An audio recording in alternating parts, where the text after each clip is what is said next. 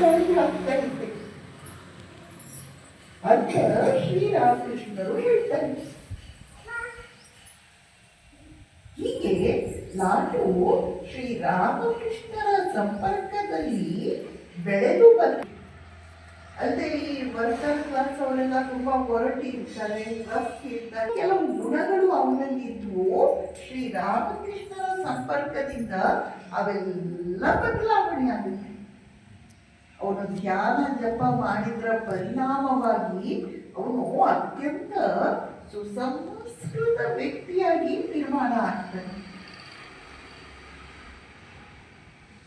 ಸ್ವಾಮಿ ವಿವೇಕಾನಂದರು ಶ್ರೀರಾಮಕೃಷ್ಣರ ಸಂಪರ್ಕಕ್ಕೆ ಬಂದರು. ಸ್ವಾಮೀಜಿಯವರ ಹಿಂದಿನ ಹೆಸರು ನರೇಂದ್ರ. ಎಲ್ಲರೂ ಅವರನ್ನು ನರೇನ್ ಅಂತ ಕರೀತಿದ್ರು. ಲಾಟುಗೆ ನ ಹೇಳಿ ಬರ್ತಿರ್ಲಿಲ್ಲ, ಯಾಕೆಂದ್ರೆ ಬಿಹಾರ ಕಡೆಯ ಆಕ್ಸೆಂಟ್ ಬೇರೆ ಇರುತ್ತೆ. ಅದಕ್ಕೆ ಅವನು ನರೇಂದ್ರನನ್ನು ಲೋರೇನ್ ಅಂತ ಕರೀತಾ ಇದ್ದ.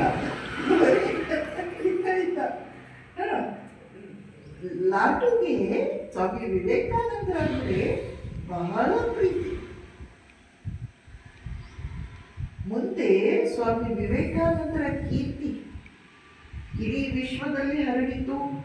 ಸ್ವಾಮಿ ವಿವೇಕಾನಂದರು ಅಮೆರಿಕೆಯಿಂದ ಭಾರತಕ್ಕೆ ಮರಳಿ ಬರ್ತಾರೆ.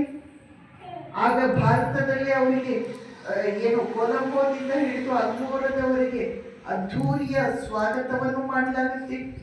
ಊರೂರುಗಳಲ್ಲಿ ಸಾವಿರಾರು ಜನ ಸೇರಿ ಅವರನ್ನು ಬರಮಾಡಿಕೊಳ್ತಾರೆ. ಹಾಗೆಯೇ ಸ್ವಾಮಿ ವಿವೇಕಾನಂದರು ಕೋಲ್ಕತ್ತಕ್ಕೆ ಬಂದಾಗ ಅಲ್ಲಿ ಅವರನ್ನು ಬರಮಾಡಿಕೊಳ್ಳಲಿಕ್ಕೆ 10,000ಕ್ಕಿಂತ ಹೆಚ್ಚು ಜನ ಸೇರಿರ್ತಾರೆ.